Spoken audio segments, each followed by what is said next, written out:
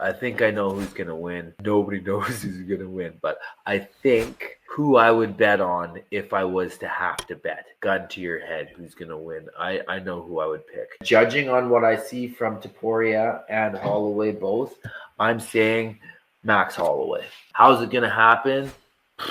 Hard to say. Late, I would say late KO or TKO, or possible or decision. Late KO, TKO, or decision. I feel like he has the ability to win the fight.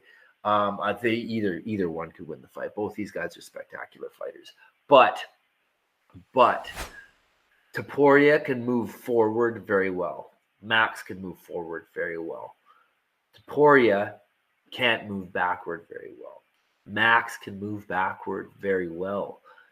Max can move backward while attacking. Topuria doesn't look like he moves back while attacking very well. Topuria has better structural defense, so like hands and slipping, but it's the same thing over and over. He doesn't vary the defense very much. Max uses a lot more footwork for his defense, right? But he also has very, very great timing on slipping, and he will block stuff too. So even though his shape is a little bit more open, right? Max is a little bit more open. Topuria is like more closed off, right? I feel like this will be dictated by who is able to achieve the best positions inside the pocket. So I think because Ilia does not move backward well, that Max will at some point press him, and Topuria will stay in the wrong lines and stay in the wrong positions, right, with his structure, and then Max will be able to get to him with his head movement and boxing combined.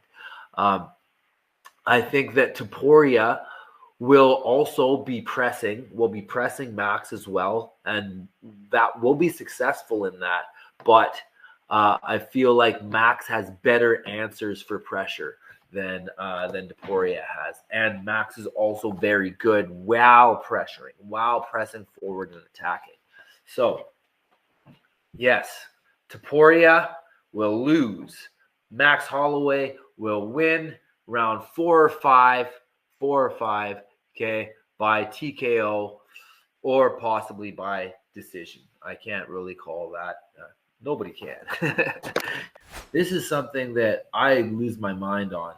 Okay, when my fighters do this kind of stuff, it drives me absolutely insane. Okay, look at that. Look at all that direction. Wow. Okay, so look where he starts. Look at the line of his footwork. That was straight back. He went from one side of the octagon to the other side of the octagon. He's lucky that it's a big octagon because you would have your back on the fence. I feel like he really relies a lot on his ability to block and roll. He likes, like in this fight already, he's using that shoulder a lot, man. Fucking right head kick lands on this dude, man. I'm telling you, right head kick lands on this dude. If you back him up, he's going fucking straight back. Pop! Like skull kick him. Yeah. Right off the top of the skull, man. Make me want to fight at 145. It's so hard for me not to fight anymore. Like, you guys don't even know. I'm 40, but like my body like literally cannot handle fight camp, but my brain understands how to beat all these guys, and it's really infuriating to me that I cannot do it. Hopefully we'll get into UFC soon with John and Jamie and Ali, so one of them will take this guy out.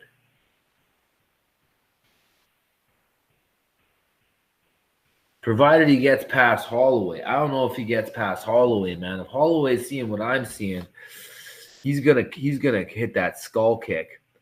Especially after the right hand. He's rolling off, man. He's rolling off repetitively, and he's not even drifting to the right at all when he does it. right? So just like right hand, right kick, right? You could Stephen Wonderboy Thompson, moneymaker, bang, right into the neck, or bing, right off the head, Crow Cop sweat. Responsibility, like your hands are up, you're really aware of everything and defending properly.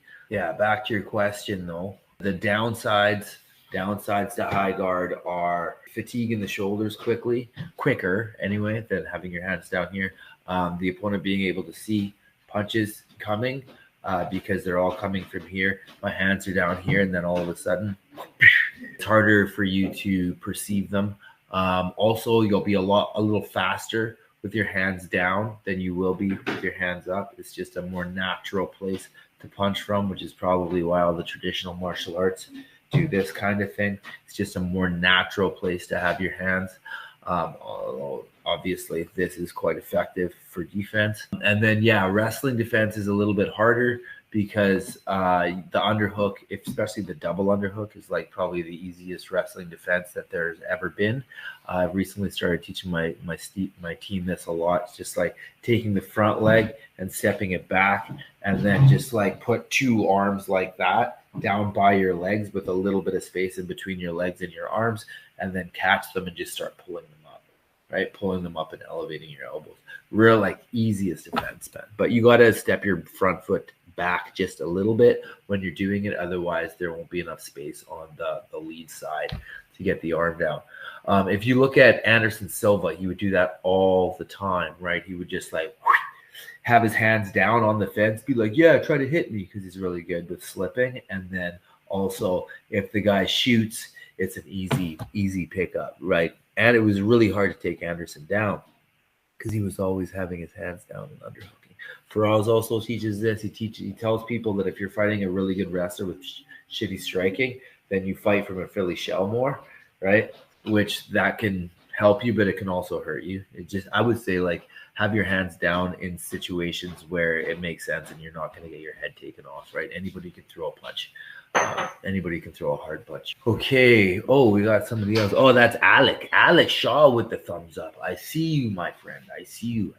Alex is the video and content creation genius behind this whole operation. I'm just the martial arts brain. It's really a two-man show over here, which is why I say we are making a video. Yeah. Clip it up later, bro. Who is faster? I would say Holloway's feet are way faster. That's for sure. Topuria looks to be fast in combinations on offense. So he'll throw like really fast, like three pieces and stuff offensively when attacking. But it's hard to see exactly who has the faster release, like faster start to finish punch. I think what's actually going to matter a lot more is Holloway's footwork. I think that his feet being a lot faster is going to help him a lot, and also his understanding of when to eat up ground and when to take it away, right? Like when to eat it up and when to like back up and give ground. I feel like he'll be able to it's just less predictable. Topuria is really in your face and in your face and in your face. Whereas Holloway will pick and poke from longer range, although they have the same arm length. Yeah. My pleasure, Mr. Jaffet. Yeah, thanks for stopping by. And yeah, I'm going to start trying to do this a lot more often. I'm not sure if you already have our courses yet, but we're starting to work on another one. There's like a street fight situation course that I want to release pretty quickly. So we're going to start trying to work on that this week. And then I'm trying to figure out what the next course should be that's really directly MMA related. So if you have any input on that, make sure you drop me a message or put it in the Q&A or something. And yeah, Talk to you soon. I'm Kajan Johnson. I'm an ex-UFC fighter. If you're an MMA fighter and you want to hack the system, I've got your back. I'm creating Pro Fight Guide, everything that you need to be a pro fighter. We've got a bunch of courses that are already done, and we are cranking out new ones all the time. We've got the anti-wrestler guide, right? I fought a bunch of wrestlers. I fought Islam Makhachev. I fought Rustam Habilov. I fought Adriano Martins. I fought world champion jiu-jitsu guys. I fought Greco-Roman wrestlers. I fought freestyle wrestlers. Man, I've been fighting people trying to hold me down like my whole career. Needless to say, I've been studying this problem intently, and I've crammed all of the knowledge that you need to beat wrestlers into one guide. One-stop shop. This has bottom game, this has striking, this has cage control strategies, wall work, how to get up, how to rip their leg off if they don't let you up. It's got everything you need to whoop on these wrestlers. The anti-wrestler guide alone is like 70 plus videos or something. I'm gonna keep adding to it. MMA basics course, we've got all the things that you need to know for like your first year of training really. Striking strategies, grappling strategies, submission escape, submission attacks, positional awareness, passes, transitions, footwork patterns, the basic weapons, the most important weapons, the foundation of the weaponry, the arsenal that you need to build as an MMA fighter, how to chain from striking into takedowns, strategies on the wall, like how do you grapple on a wall, because a lot of the time people just teach you jiu-jitsu and they teach you wrestling and then they're like, yeah, go, and then there's a wall there and you're like, what the hell do I do with this thing? They're like, I don't know, figure it out, right? You don't have to figure it out, get the MMA basics guide. That's what we made it for. I know some of you guys live in remote communities. Like I grew up in a town called Burns Lake, like 2,500 people tops. We don't have access to elite level MMA instruction in Burns Lake, BC. This is one of the reasons that it's so important to me to make this. It's gonna be a database for people that don't have access to world-class coaches. You do now. Just get the Pro Fight Guide, 70% off still. This is the last chance. You gotta get it now. We're raising the prices because it's just gonna be too valuable. Even if you're not a pro fighter and you just wanna learn how to defend yourself, if you wanna learn how to get in shape, MMA honestly for me is the best way to stay in shape because it's so much more stimulating for your brain than running on a stupid treadmill. Last chance right now for the 70% off pre-order on Pro Fight Guide. We're raising the price.